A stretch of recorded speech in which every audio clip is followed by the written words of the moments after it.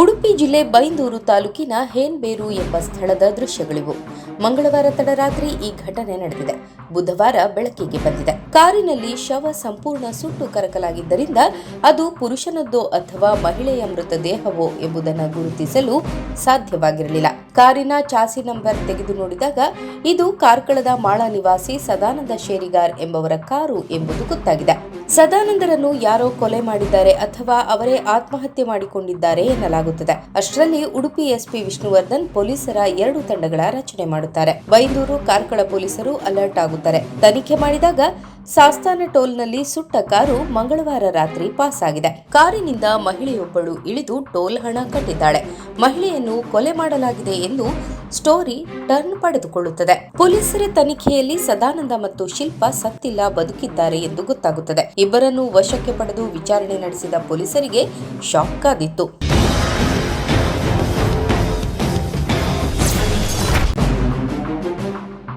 ಉಡುಪಿ ಪೊಲೀಸರ ಹಿಸ್ಟರಿಯಲ್ಲಿ ಇದೊಂಥರ special case. ಘಟನೆಯ ಹಿಂದಿದೆ ಒಂದು ಉಪಕಥೆ. ಸದಾನಂದ ಪರವಾನಗಿ ಪಡೆದ ಸರ್ವೇಯರ್. ಕೆಲವು ದಿನಗಳ ಹಿಂದೆ ಭೂ ದಾಖಲೆಗಳನ್ನ ಫೋರ್ಜರಿ ಮಾಡಿದ್ದ. ಕಾರ್ಕಳ ಠಾಣೆಯಲ್ಲಿ ಪ್ರಕರಣ, ಕೋರ್ಟ್ನಲ್ಲಿ ಚಾರ್ಜ್ ಶೀಟ್ ಕೂಡ ದಾಖಲಾಗಿತ್ತು. ವಿಚಾರಣೆ, ಕೋರ್ಟ್ ನೋಟಿಸ್, ವಾರೆಂಟ್ ಆಗಿತ್ತು. ಬಂಧನದ ಭೀತಿಯಲ್ಲಿದ್ದ ಸದಾನಂದ ಮತ್ತವನ ಗೆಳತಿ ಶಿಲ್ಪಾ ಖತರ್ನಾಕ್ ಪ್ಲಾನ್ ಮಾಡಿದ್ದಾರೆ. ತನ್ನ ವಯಸ್ಸಿನ ವ್ಯಕ್ತಿಯನ್ನು ಆರಿಸಿದ ಸದಾನಂದ ಕಾರ್ಕಳದ ಆನಂದ ದೇವಾಡಿಗ ಎಂಬವರನ್ನ ಕಾರಿನಲ್ಲಿ ಕರೆದುಕೊಂಡು ಹೋಗಿದ್ದಾರೆ. ಕುರುಪ್ ಸಿನಿಮಾದ ರೀತಿಯಲ್ಲಿ ಕೃತ್ಯ ಮಾಡಲಾಗಿದೆ. ಆನಂದ ದೇವಾಡಿಗರಿಗೆ ನಿದ್ರೆ ಬರಿಸುವ ಮಾತ್ರೆಗಳೊಂದಿಗೆ ಮದ್ಯ ಕುಡಿಸಲಾಗಿತ್ತು. ಬೈಂದೂರಿಗೆ ತೆಗೆದುಕೊಂಡು ಹೋಗಿ ಕಾರಿನ ಸಮೇತ ಆನಂದ ದೇವಾಡಿಗನನ್ನ ಸುಡಲಾಯಿತು. ಸದಾನಂದನ ಕೊಲೆಯಾಗಿದೆ, ಸದಾನಂದ ಆತ್ಮಹತ್ಯೆ ಮಾಡಿಕೊಂಡ ಎಂದು ಬಿಂಬಿಸಿ ಎಸ್ಕೇಪ್ ಆಗಿ ಬಿಡುವುದು ಇಬ್ಬರ ಪ್ಲಾನ್ ಆಗಿತ್ತು. ಆದ್ರೆ ಚಾಣಾಕ್ಷ ಪೊಲೀಸರು ಪ್ರಕರಣವನ್ನ ಘಟನೆ ನಡೆದು 24 ಗಂಟೆ ಕಳೆಯೋದ್ರೊಳಗೆ ತನಿಖೆ ಮಾಡಿದ್ದಾರೆ. ಬೈಂದೂರಿನಿಂದ ಎಸ್ಕೇಪ್ ಆಗಲು ಸಹಾಯ ಮಾಡಿದ್ದಾರೆ ಎಂಬ ಆರೋಪದಡಿ ಮತ್ತಿಬ್ಬರು ವ್ಯಕ್ತಿಗಳನ್ನು ಪೊಲೀಸರು ವಶಕ್ಕೆ ಪಡೆದಿದ್ದಾರೆ. ತನಿಖೆ ನಡೆಯುತ್ತಿದ್ದು ಇನ್ನಷ್ಟು ವಿಚಾರಗಳು ಬೆಳಕಿಗೆ ಬರಲಿವೆ. ಸದಾನಂದ ಮತ್ತೆ ಶಿಲ್ಪಾ ಇಬ್ಬರು ಕೂಡ ರಾತ್ರಿ ಡ್ರಾಪ್ ತಗೊಳ್ತಾರೆ, ಮಧ್ಯರಾತ್ರಿ ಕಾರ್ಕಳಕ್ಕೆ.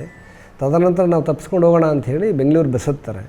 ಬೆಂಗಳೂರು ಬಸ್ ಹತ್ತಿ ಹಾಸನಕ್ಕೆ ಹೋಗೋಷ್ಟರಲ್ಲಿ ಆತನಿಗೆ ಏನೋ ಸ್ವಲ್ಪ ಪಶ್ಚಾತ್ತಾಪ ಕಾಡ್ತದೆ. ಈ ಥರ ಮಾಡಿಬಿಟ್ಟಿದ್ದೀವಲ್ಲ, ನಾವು ಬೆಂಗಳೂರಿಗೆ ಹೋದ್ರೆ ಸಿಗಾಕೋಬೋದು, ನಾವು ಇಲ್ಲಿ ಮಿಸ್ಸಿಂಗ್ ಆಗಿದೆ ಅಂತ ಗೊತ್ತಾಗ್ತದಲ್ಲ, ಸೊ ಸಿಗಾಕೋಬೋದು ಅಂತ ಹೇಳಿ ಅವರು ಮತ್ತೆ ವಾಪಸ್ ಹಾಸನದಲ್ಲಿ ಇಳಿದು ವಾಪಸ್ ಬಸ್ ಹತ್ತಿ ಬರ್ತಾರೆ. ವಾಪಸ್ ಬಸ್ ಹತ್ತಿ ಬಂದು ಮೂಡುಬಿದಿರೆ ಇಳ್ಕೊಳ್ತಾರೆ. ಮತ್ತು ಮೂಡುಬಿದಿರೆಯಿಂದ ಕಾರ್ಕಳಕ್ಕೆ ಬಸ್ ಹತ್ತಿ ಬರ್ತಾರೆ. ಸೊ ಅವನು ಪ್ಲ್ಯಾನ್ ಮಾಡ್ಕೊಂಡಿದ್ದು ಆಕೆಯನ್ನು ಶಿಲ್ಪಾಳನ್ನು ಮನೆಗೆ ಬಿಟ್ಟು ತಾನು ಆತ್ಮಹತ್ಯೆ ಮಾಡ್ಕೋಬೇಕು ಅಂತ ಅಂದ್ಕೊಂಡಿದ್ದ ಅಂತ ಒಂದು ಮಾಹಿತಿ. ಸೊ ಮಾಡ್ಕೊಳ್ಳೋಣ ಅಂತ ಅಂದ್ಕೊಂಡಿದ್ದಂತೆ. ಅದು ಈ ವಿಚಾರಣೆಯಲ್ಲಿ ಆ ಥರ ಹೇಳಿದ್ದಾನೆ.